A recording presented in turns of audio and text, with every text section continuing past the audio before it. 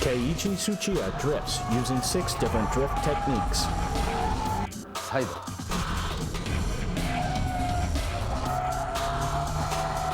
シフトロック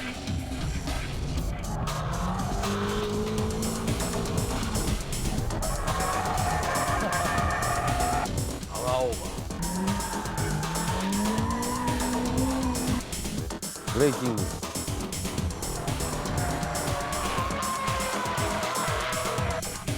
フェイントアクセルオフ In this issue of BMI's special edition, we will focus on the art of drifting performed by the Drift King himself, Keiichi Tsuchiya. We'll go through all 6 basic techniques essential to drifting and further analyze how Tsuchiya is using these techniques from various camera angles. Let us guide you to the world of the Drift King's Drift Bible.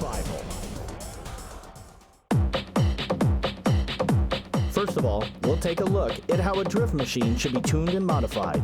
Looking at this S14 Silvia with limited modifications to only the suspension area, you can say that drifting is not about power. Going sideways, relying on only brute power, is not what Tsuchiya aims for. So how should a beginner set up his or her machine to drift like the king? Okay, so what's the least amount of tuning you need to drift?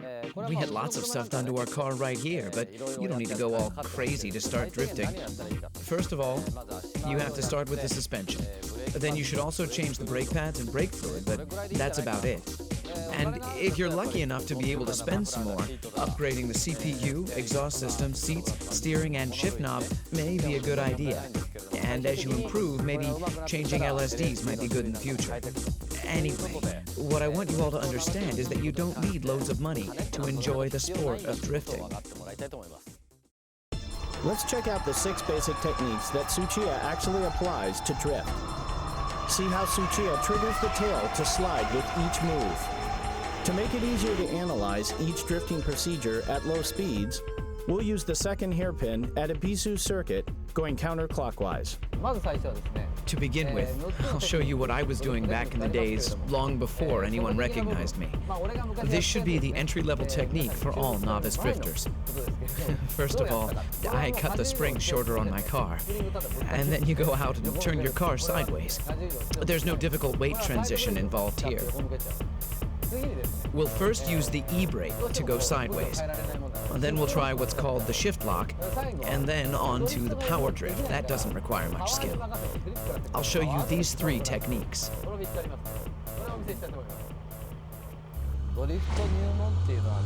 This one's for all beginners. Everyone goes through this stage. I started off doing this too. This drifting relies all on the e-brake. Straightaway, brake, toe, and e-brake. Right there. Just like this. Well, it all starts from something like this. Don't worry about how you exit the corner. Just try to pull the e-brake at the corner entrance and concentrate on making the car go sideways.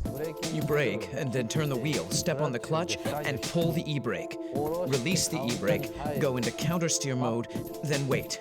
Wait until you know that the car is facing the corner exit direction. Then you gently start stepping on the gas. How hard you should step on the gas pedal should depend on how much you're sliding and countersteering. All of this should get you to exit the corner in one piece. One must learn the timing and the rhythm of the Drift King's drifting procedure and actually feel the exact moment the tail slides in order to master the 6 basic drifting techniques. The length of the tail slide depends on the steering angle, plus how long and how strong the e-brake is being pulled. All maneuvers must be done smoothly and timely, and to do that, having the right driving position becomes crucial.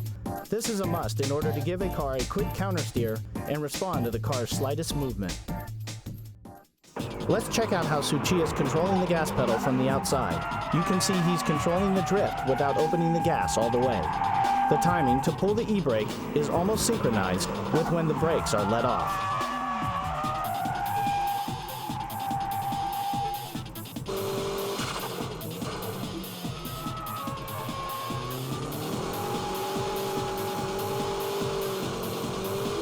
The second technique is the shift lock.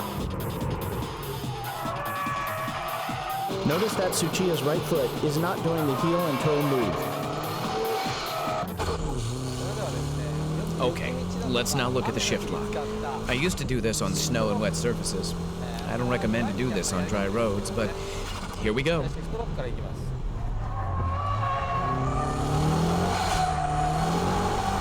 Just like that.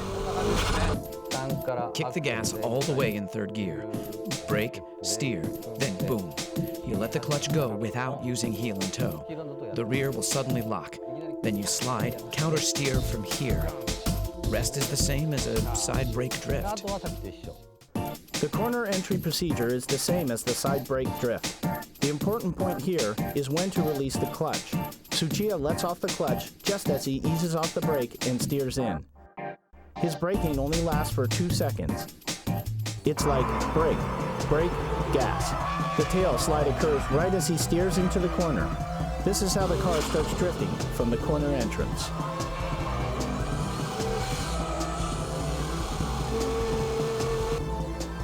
In power over drifts, throttle control is the key.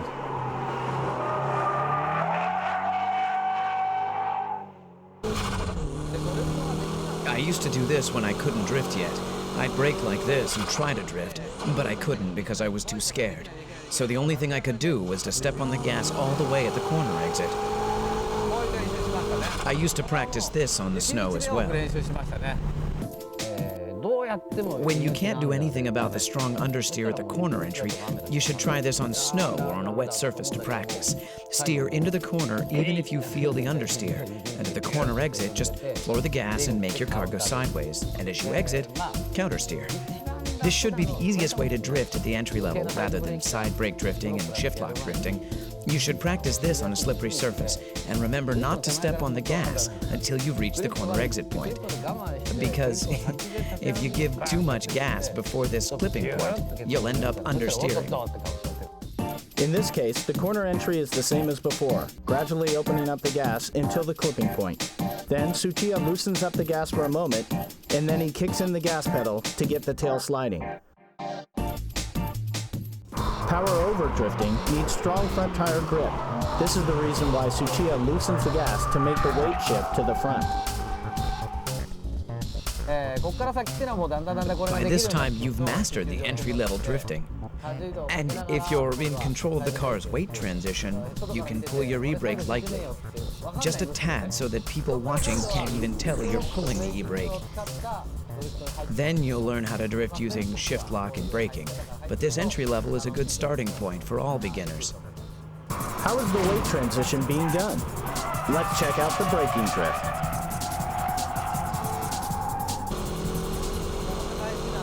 The three important things here are when to steer in, when to shift down, and how long you keep braking.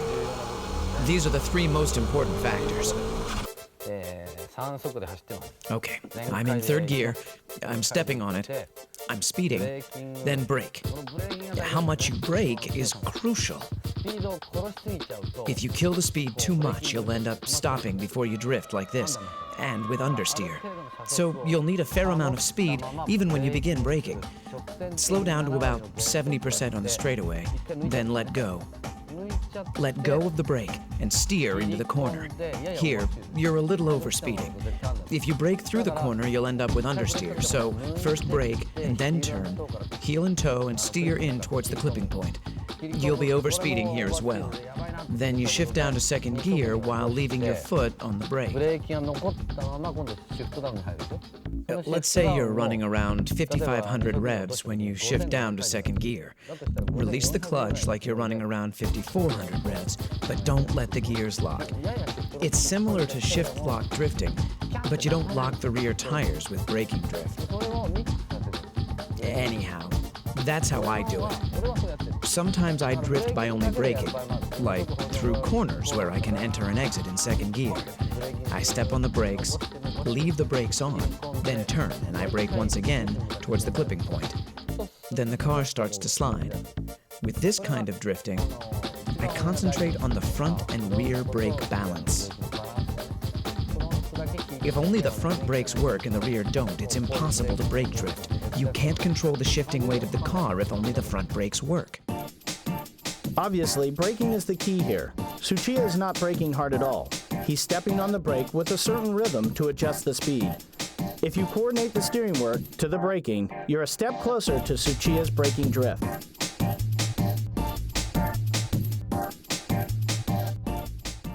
Remember, the rhythm of your right foot should be brake, brake, brake, brake, gas.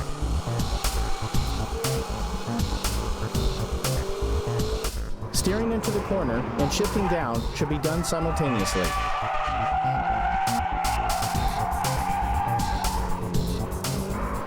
Next up is the fake drift, where you create large weight transition by force. When weight transition is difficult to make just by braking, you shift the weight with a feint movement.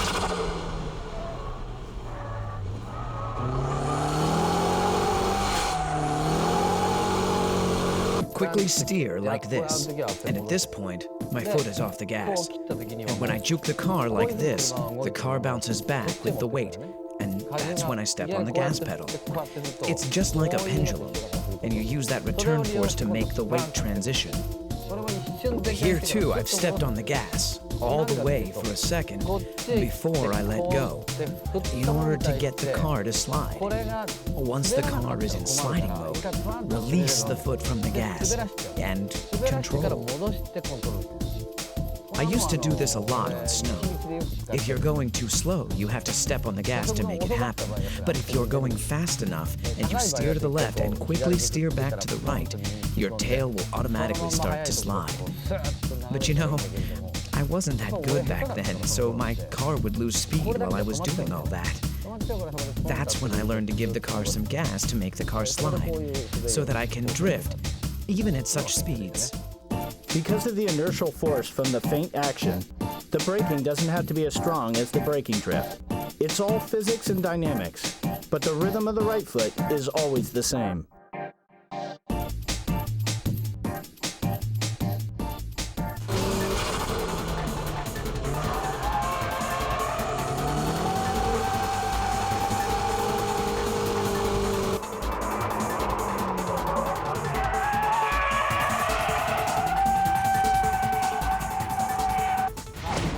Okay, shall we try this dynamic drifting?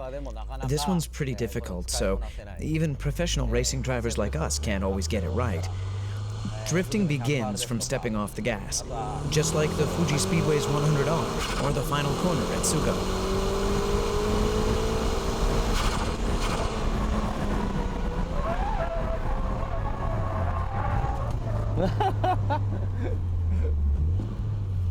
Unbelievable. That was awesome. It's so tempting to brake. Here in Ebisu, this 100R corner is a third gear corner. You step on the gas all the way in third gear. Then the difficult part is where you release your foot from the gas pedal for a second.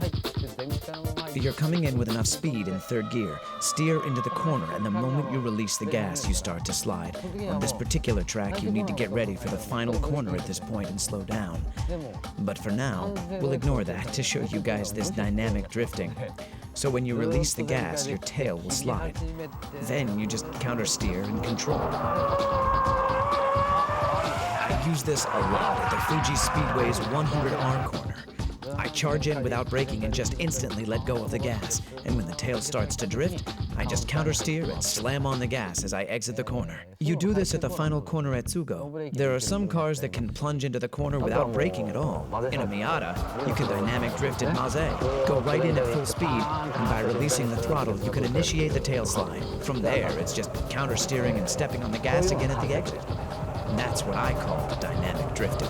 This is an example of not how he stepped off the gas, but how Tsuchiya was able to avoid crashing. His lightning-quick steering work is simply unbelievable.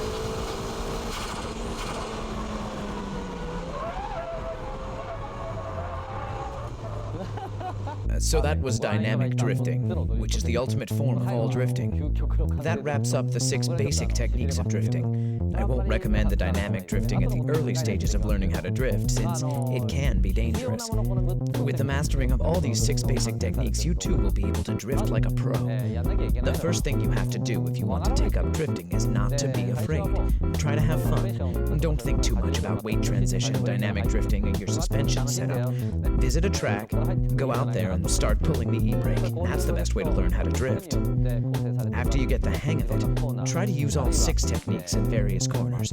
Take your car to as many tracks as possible and try different styles of drift. And again, be safe and have fun. The art of Tsuchiya's drifting is that no matter which track it is, or what car he's driving, he can drift beautifully. Why is this possible? Let's see why Tsuchiya is called the Drift King at Maze Circuit.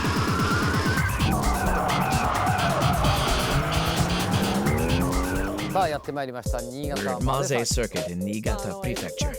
I hope you understood the basic techniques that I showed you at Ebisu. Here at Maze, we're going to be applying those basic techniques to high-level drifting. As you can see from the track layout, Maze Circuit is composed of many types of corners, from low to mid-speed corners to high-speed corners, where I can show you the e-brake drifting, power-over drifting, and dynamic drifting. Well, the dynamic is too dangerous here, so we'll try a combination of the brake drifting and dynamic. And we'll show you how to do this with various types of cars, actual cars that you might own. I'll show you how to drift with cars that won't turn well, or have strong oversteer, or even cars with very little power. Here is a demo run by Tsuchiya in a nicely tuned S14 Sylvia. I have to warm up my tires first. This slightly wet condition can make the car oversteer or understeer in certain corners. So, let's warm up the tires and the brakes first. How will Tsuchiya control his S14 on this surface? The G-ball will indicate the weight transition at each corner.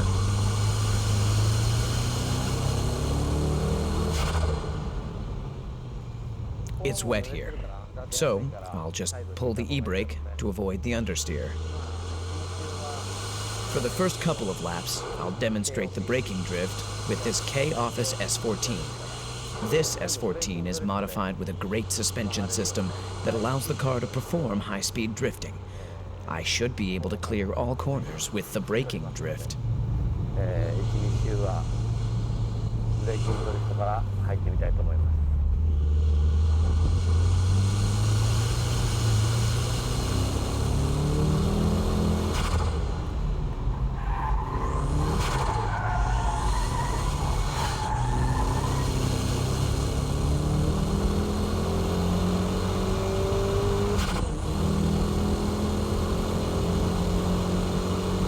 You know, no matter which track you're at, which corner you're going through, what you have to do is basically the same.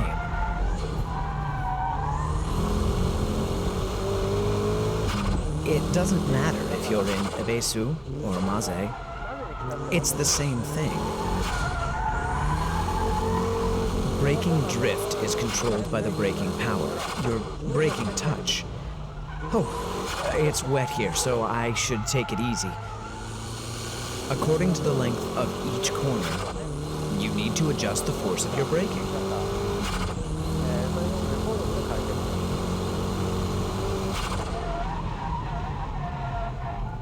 I went into that corner too fast.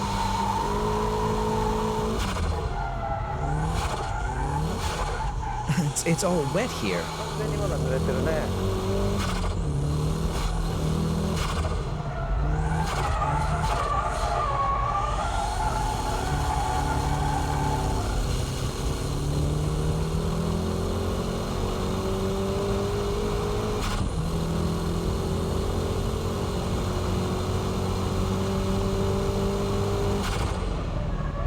See?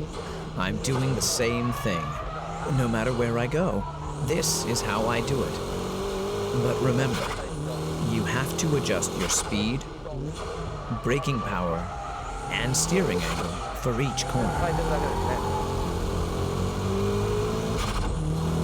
What do you do when it's all wet like this? Just pull the old e-brake.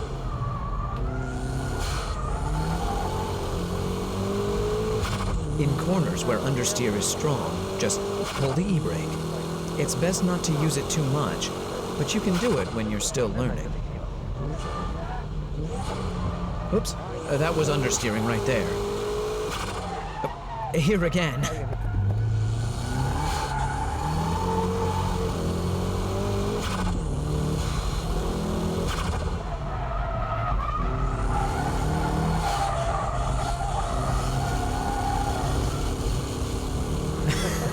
My drifting is a bit wild, isn't it?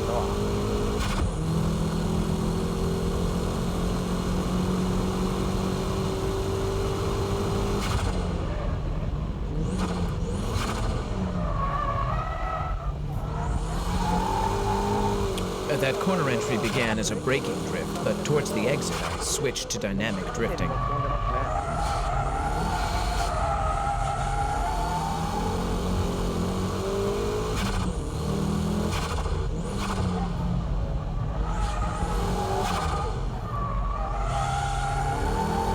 Here I'm power drifting at the exit.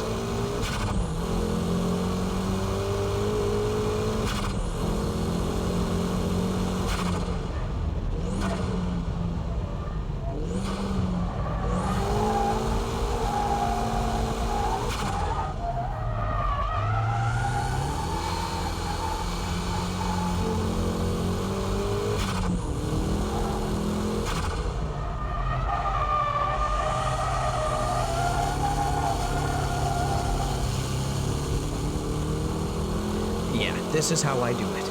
That's almost like dynamic because I only touch the brakes just a bit. It's a combination of braking and dynamic. Brake and shift down to second. Ride the brakes a little, then transfer the weight to the front. And from here, it's power drifting. I'm going uphill here, so I'll give it a little more braking so that I can get a stronger weight shift and leave a little braking here as well.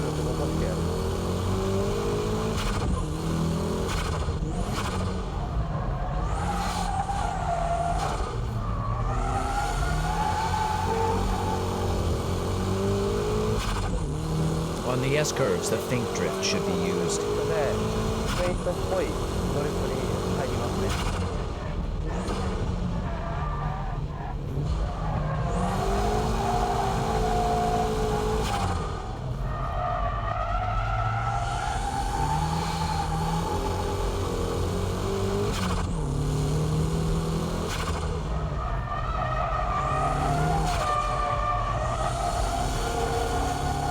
It goes like this. Anyway, like I said, what you do is the same no matter where you go. In braking drifts, just remember to leave that foot on the brake until the weight starts to shift, synchronizing it with your downshifting to third and to second gear. The car will automatically turn in, and then the car will either lose front grip or lose traction in the rear. You let the rear lose grip by adjusting the brake pedal.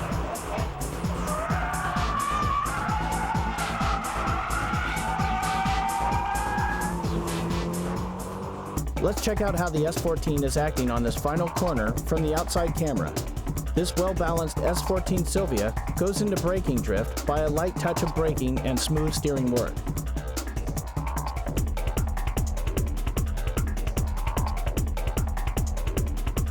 This time, let's check the onboard footage from another lap. Look at the braking. Just like at Ebisu Circuit, Tsuchiya is getting the tail to slide by pumping lightly on the brake.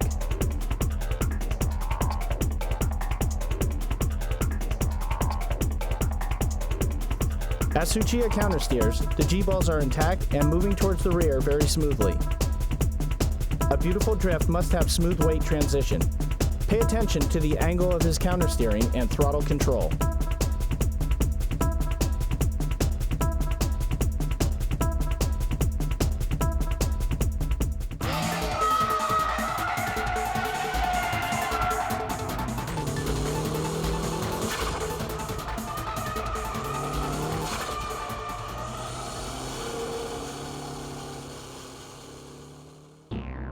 Okay, like I said, there are cars that don't turn well, resulting in strong understeering. Here we have the Hachiroku and the S13, both which are notorious for understeering and weak front traction. If the car is this low, I don't think the suspension has enough travel. Anyway, Even with cars like this, you can get them to go sideways. But how? Well, let's try it out. What do you do if you think there's going to be understeer?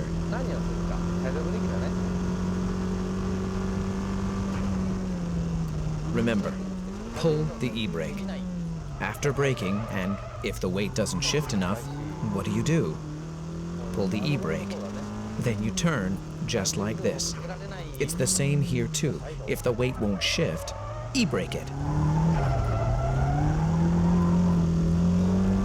It's the same at the next corner as well. No weight shifting, then pull the e-brake. And this time, use the brake pedal to turn back.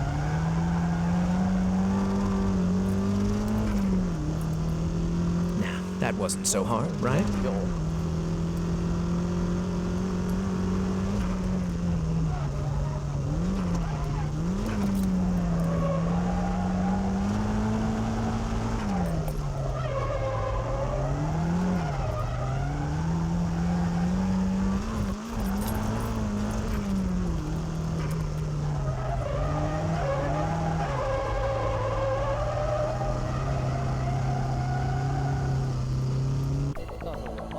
I'm standing here at the first hairpin curve on the Maze circuit. I'd like to demonstrate the different drifting procedures with different cars.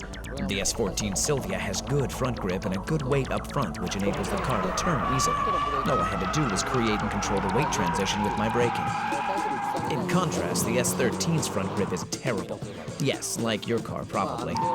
If you install one of K-Office suspensions, it will go away, but I'm not here to advertise my product, so let's move on. Okay, you start. This is the first corner. You're climbing up to around here, and understeer is strong going uphill.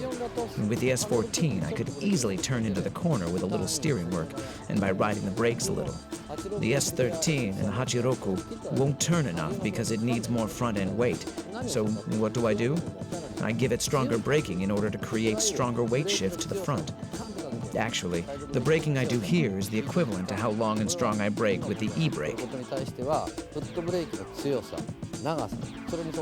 Remember, always to shift more weight towards the front end.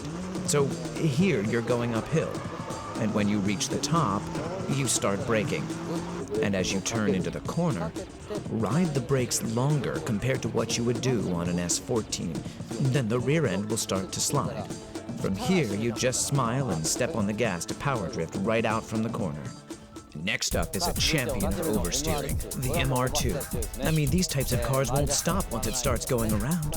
Just like the NSX, these mid-engine layout cars have light front ends and heavier rears, which makes them spin happy. Oof, that was close. When I ride the brakes like I did with the S14, this happens. Adjusting the pressure you brake with and how long you brake entering the corner is the key here. The difference between the S14 and the MR2 is the braking power you apply.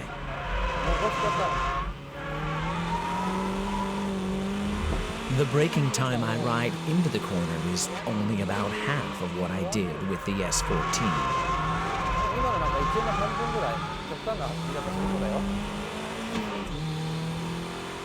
Right here, I quit braking already.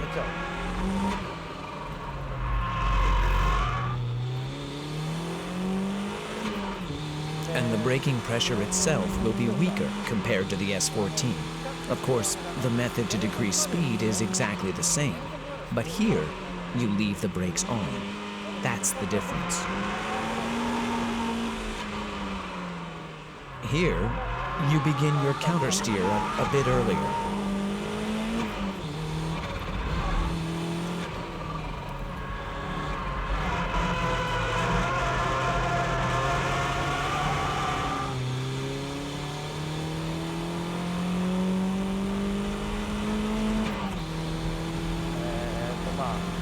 That's how you keep control and drift with understeer.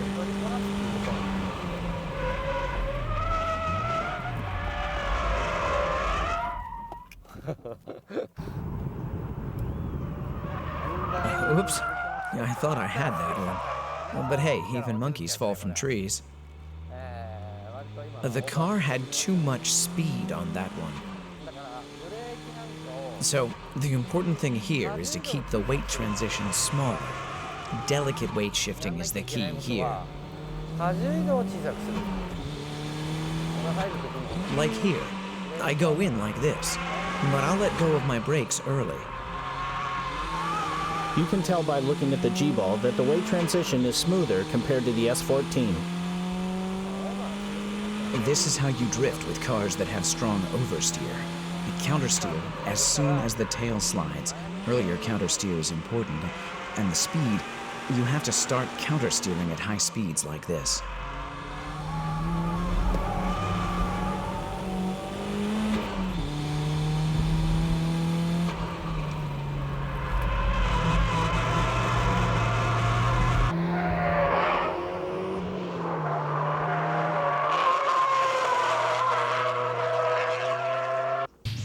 That's how you drift with oversteer cars like the MR2. The difference between the cars I've shown today is like this.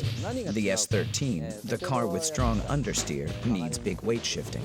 The S14, which has neutral steer, only needs braking drift technique to go into the corners smoothly. Whereas strong oversteer cars, like the MR2, need stability as you brake into the corner. You're carrying a heavy load of weight in the rear that makes the car unstable and wobbly when you're going in.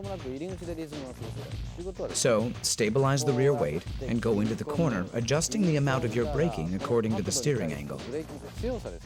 The amount of weight transition is about half of what you have with an S14. And with only half the pressure on the brakes, these cars can turn in at the same angle as the S14. The S14's countersteer is sharp compared to that of the MR2, so what must be done on the MR2 is the exact opposite. When you steer in, let off the brakes early. The tail end will react and start to slide. Then you countersteer. On the S14, I countersteer at this rate, but on the MR2, I steer like this and wham. That's the kind of difference in steering speed. The important thing here is the speed of your countersteer. Not just here on the first hairpin, but here on the S-curve. And right here as well. When going downhill, the weight becomes larger, so the rear becomes easier to get thrown out. So it's better to turn small here on the first one, so that you can drift on the second corner. The same here. You don't want any understeer or get thrown towards the outside on the first one, as these cars with strong oversteer won't be able to recover by the second corner that's coming right up. So just turn small on the first one, and on the second one, just lightly step on the brakes or let go of the gas to get the momentum change. Then you can control with a quick countersteer. Compared to FR cars, these mid-engine cars have good traction. Therefore, the driver has to act quickly and perform the next move earlier. You can wait for the tail slide to ease down a bit before you hit the gas on FR cars. But on these mid-engine cars, you don't wait. But you hit the gas while the car is still sliding. You have to get the car to power slide immediately. And without stopping the tail slide you're in during the midsection of the corner. Everything has to be done earlier on mid-engine cars compared to FR machines. Mid-engine cars, like the MR2, have heavier loads towards the rear compared to FR cars. So mid-engine cars tend to have a stronger grip with the rear tires. Hitting the gas early makes the rear tires lose traction, which enables the car to slide and drift.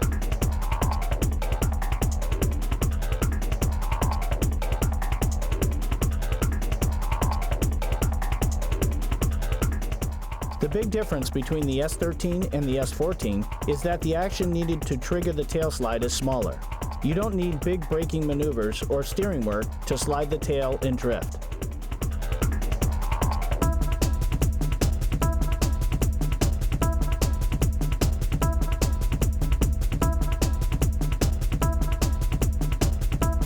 Further, by checking the different laps, you can see Tsuchiya stepping on the brakes with more pressure, but the tail doesn't slide. So he gives it gas, but even that doesn't make the car slide.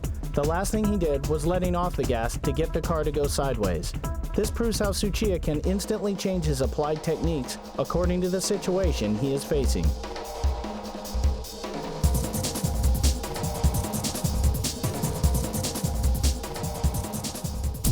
さあ続いてはですね Okay, now, how do you drift with a car that doesn't have much power? What I'll be explaining to you here is from way back when I used to drive the Hachiroku every day and night. And that's like 15 years ago. With this car, it's all about flooring the gas pedal all the way from the entrance to the exit. This car's been nicely lowered as well. Mine used to look like this. You have to step on it to make this thing go sideways. With these underpowered cars, you just have to keep the gas on to get it into power drift mode.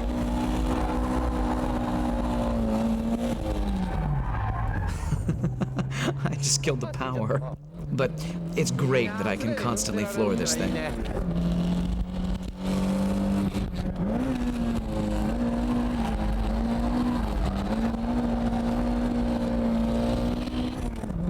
This is great. I'm flooring it. It's so cool. I wish Toyota could make cars like this again.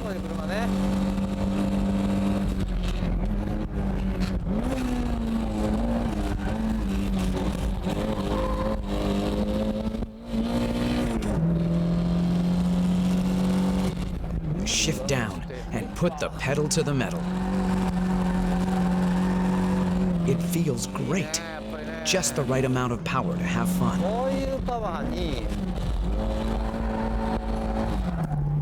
This kind of power is just right for these M7 tires.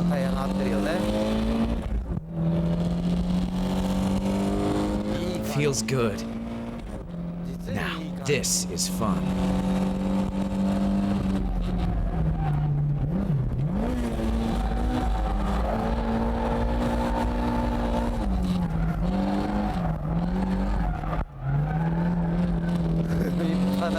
I'm literally flooring it the entire way. Do you know any other car that can do this?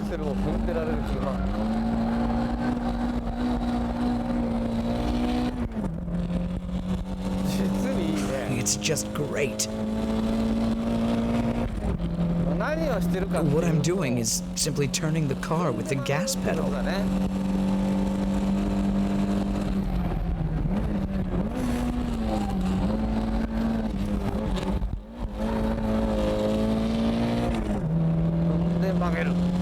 Step on the gas to make it turn, brake, and shift down, then step on the gas again. Step on it to let the rear go. You have to keep revving it within the torque band.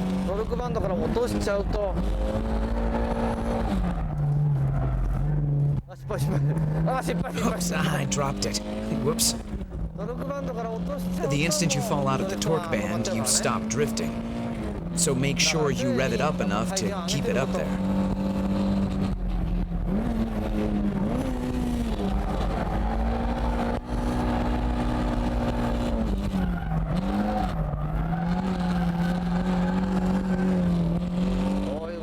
This is what I mean.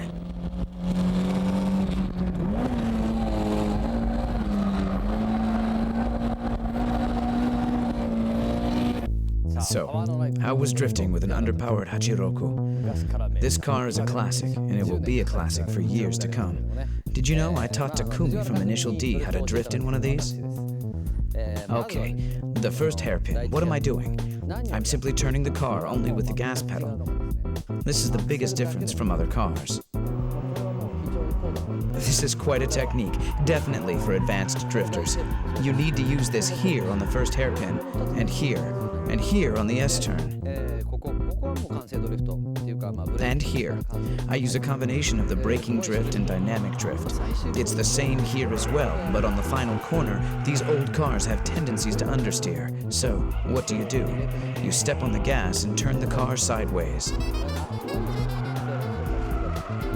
Let's check the steering work for the first corner. You come down the straightaway in third gear, so shift down to second. Steer into the corner, but the car is understeering. Step on the gas all the way and let the rear slide. Then you let go of the gas and wait. But if you wait too long, you'll lose too much rev, and your drift power will stall.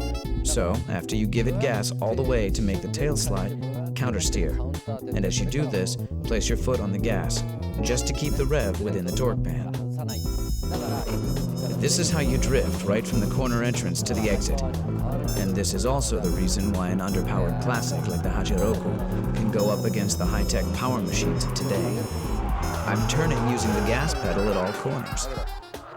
You know, you may be able to drift in other cars, but drifting through the corners from entrance to exit in an underpowered car is a tough task to pull off.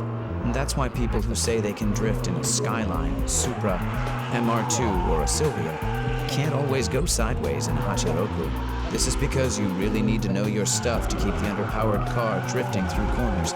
And to get this done, you must master the 6 basic techniques to make your drift perfect. Let's check the Hachiroku on the final corner. In this corner, a standard braking and shift lock triggers the car to drift. But the throttle control from here is different. Tsuchiya floors it immediately to keep the car sliding all the way from the entrance to the corner exit. He's purposely letting the wheel spin a bit so he can control the tail slide with little power. He's driving while constantly maintaining loose traction. These 6 techniques and their various application make the Drift King go sideways. How did I become the Drift King? I can only say that I was driving day and night. I guess people call it practicing and hard work. But to me, I was just having fun out there. To enjoy driving, or shall we say practice for now, all you need is some safe, clear space. This will be enough. Let's start with a 180-degree turn. The first thing I tried, right after I got my driver's license, is this. Pull the e-brake, and try to end up facing the direction I came from. In my days, it was cool to be able to do this and get it right.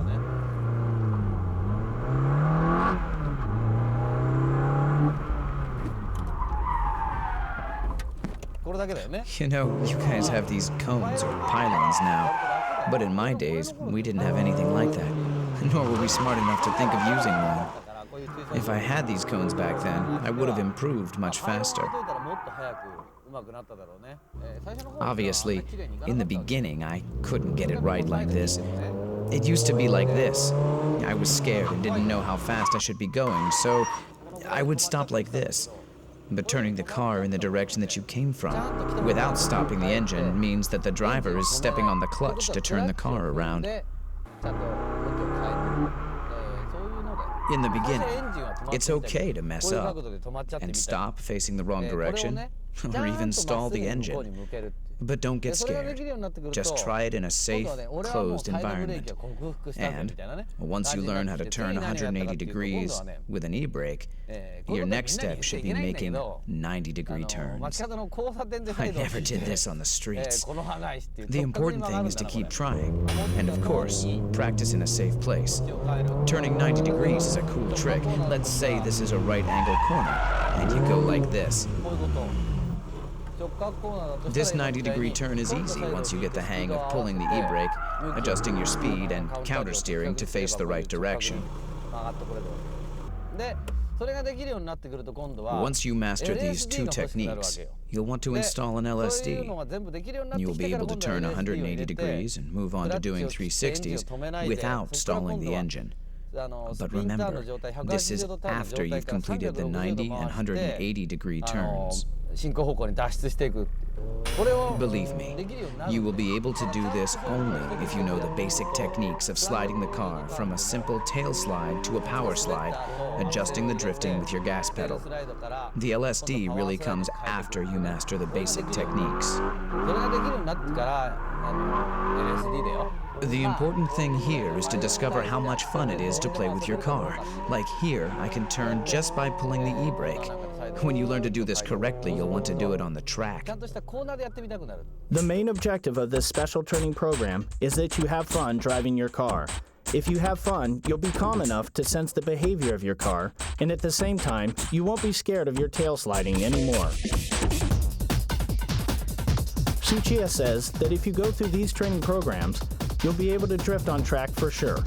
Watching this DVD should enable you to look over the weak points of your driving. And from there, try out the various drifting techniques that Tsuchiya has illustrated. The lesson continues.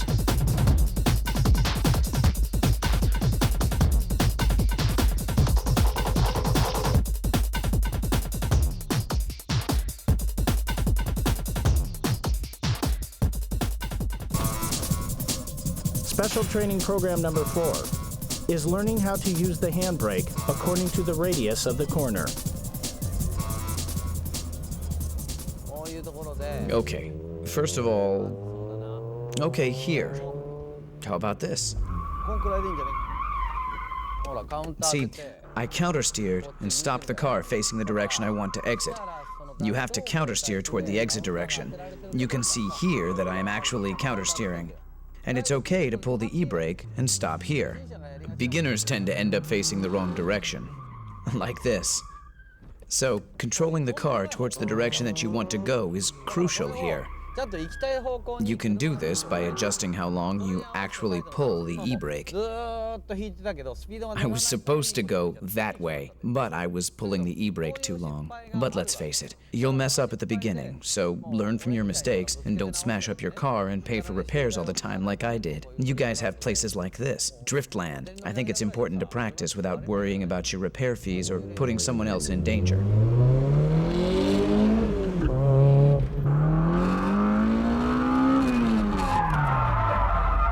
See, here. I'm pulling the e-brake too long, letting the car slide too much. In this situation, your left hand is pulling the e-brake, and your right hand working the countersteer is too slow. This is how you'll end up facing the direction that you came from. So, just shorten the time you're pulling the e-brake.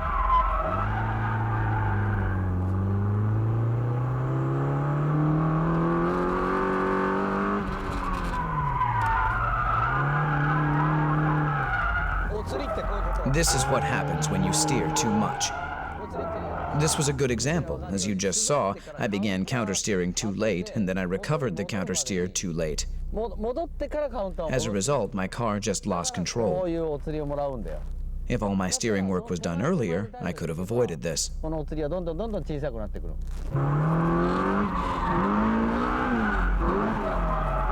If you end up doing this, just hit the brakes and stop the car. Take a deep breath and calm down. You won't get anywhere trying to recover from this state, so just stop the car and chill, okay? And start from zero all over again. Okay, let's review the training program. I admit that this training needs effort, but you want to have fun too. So find a safe place to practice and start from the 180-degree turn. Then try the 360, but you need an LSD to do this. Then the 90-degree turn. And when you learn all this, come to a track like this one to practice, where you can find something like this. To practice doing donuts, you need an LSD. Come to a track like this to practice pulling the e-brake along the actual radius of the corner. If it's a 90-degree corner, just pull the e-brake for a second, countersteer, and then hit the gas. For 180, which actually is a U-turn, you need to keep pulling for at least 1 second to let the tail slide. So practice and learn to get the feeling of what kind of speed, angle, and steering work is needed for various turns. I said practice, but you'll have so much fun, you won't feel like you're practicing at all. You'll have a lot of fun, I can guarantee that.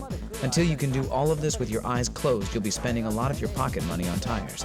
You know, if you can't afford new tires, just get some nice ones for the front and go to a scrapyard for the rear tires. Used tires from a scrapyard can be put to good use on a drift machine. After you practice with used tires and become better at drifting, well, let's say you can countersteer and kick the gas in towards the corner exit and drift properly once every 3 times. You're now ready to get some good tires on all 4 wheels. At this point, you should be wearing the same tires in the front and the back. With new tires, you're dealing with real grip. And here, maintenance is very important. If you are like me, and you love cars, you have to take good care of them, right? If you practice like this, with your e-brake all the way up here, if you leave it, you're out. Your e-brake should at least be like this. Sometimes there are guys going like this. I mean, you're not driving a train for crying out loud. So please, use some sense to maintain your car. I used to adjust my e-brakes once a month. Back then, the e-brake was all I had. At one time, I couldn't turn without it. I'm serious. And brake balance is also important. Racing cars have brake balance adjusters, but production cars don't. So we have to adjust brakes by changing the brake pads. Beginners tend to think that just changing the front pads can make some difference. But what a big mistake. It will make some changes, but it just messes up your balance. For instance, my front pads are Image C2, but if the rear pads were stock, only the front pads will work and mess up the balance. But again, there are preferences according to the driver. So another important thing is, don't just imitate the pros and simply install pads. You need to find the ones that suit your driving style. I like the linear feeling, but you might prefer ones that need hard braking to get it working, like the Super Sports brake pads. So, choose the right pads depending on your style and the front tire grip. Doing nothing to the rear won't get you anywhere. I assure you, you'll have a hard time in the corners. Say you're in a braking drift, and beginners often pull the e-brake, right? In that case, you need a decent pair of rear brake pads to get the rear tires to lock by pulling the e-brake. Plus, if you're wearing poor grip tires on the rear, it's easier to lock them with decent rear pads. When you become an intermediate drifter, you can now step on the gas when you're tail sliding, right? If you drift for 5 days a week like I used to, you need to overhaul your LSD once every month or so. This means if you go drifting once a week, you'd need an LSD overhaul at least once every 8 months or so. An LSD that needs an overhaul feels like a viscous LSD, and it's not fun at all. The car won't exit properly, and sometimes kills the drifting. You only end up with worn-out rear tires because the inner wheels keep spinning. It just ruins the fun of drifting. So make sure to overhaul your LSD and maintain your drift machine in healthy condition. You will have more fun on a well-maintained drift machine. The Drift King. Tsuchiya says, I still want to get better.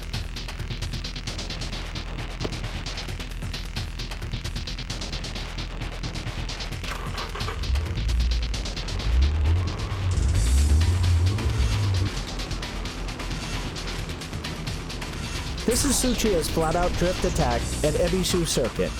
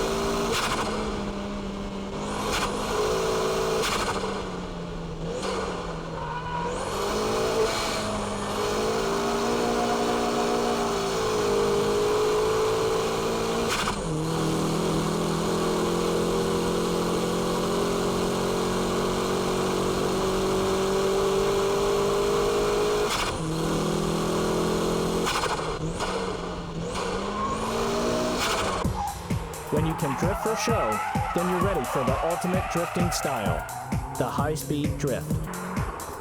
The 6 techniques are still vital for this style of drifting, but now you're going fast. When speed and drift meet, you get the ultimate driving style. The high-speed drift is composed from small countersteering and velocity.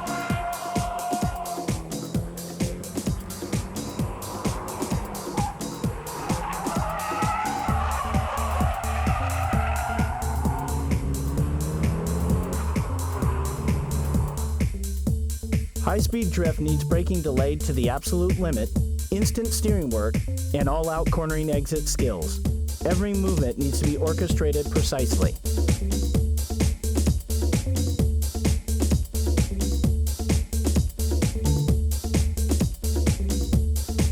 Focus on the steering work as well.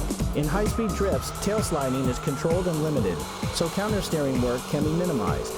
Wheel spins are limited also, making the car easier to grip and accelerate at the corner exit.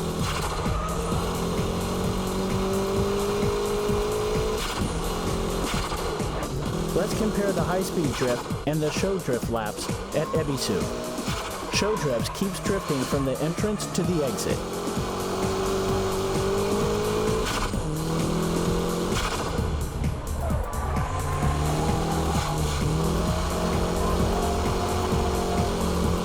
With the high-speed drifting, traction recovery is very quick, even during the counter-steering work.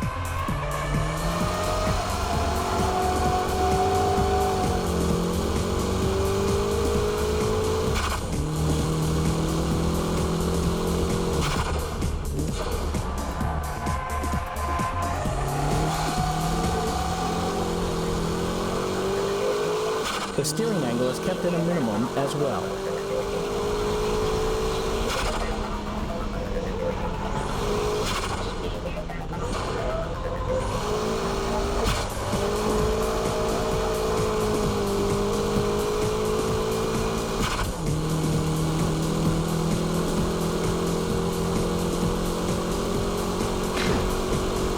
This is the ultimate style of drifting, high-speed drifting. So, how did you like the BMI Special Edition Drift Bible? I hope I was able to show you the profound world of drifting. It's a driving technique and also a sport in its own category. When I first started drifting, I was having a ball just going sideways, but some people used to criticize my driving style and say that it wasn't real drifting because I was using the e-brake and shift locks. But I didn't care and I just kept at it. And at the same time, having a great time.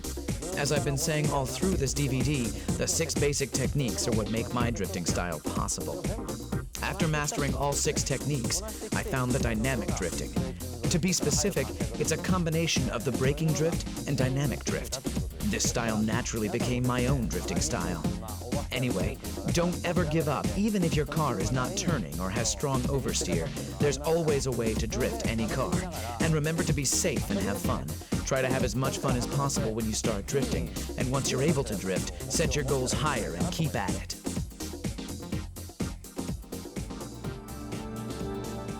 Aim to become the next Drift King.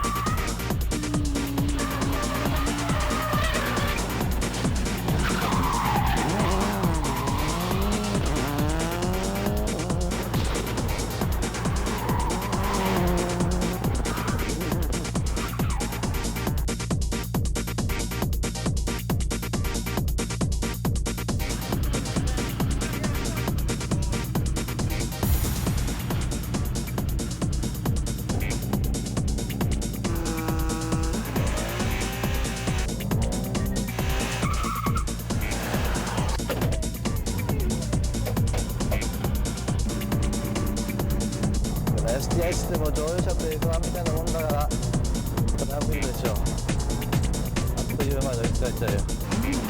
80 right over crest 40 6 left over crest 20 5 right crest over crest long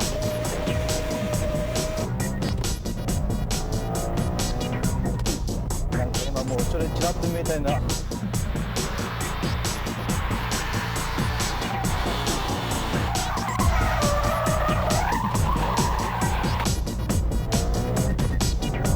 うわーもう来た。Let's hang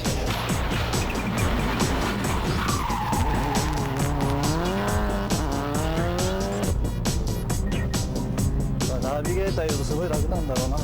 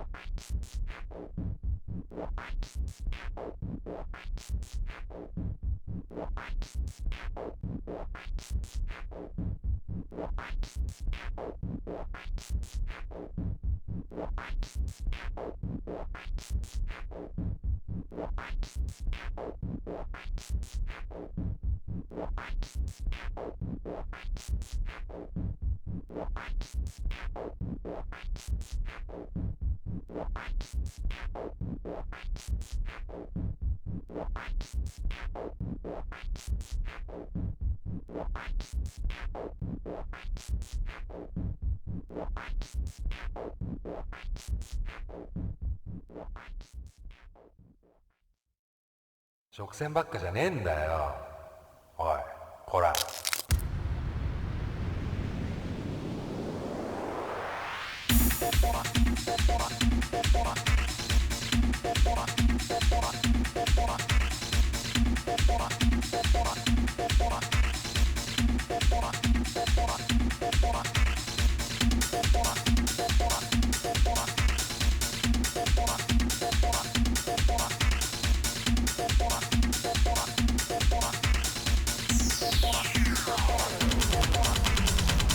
そんな面白いか。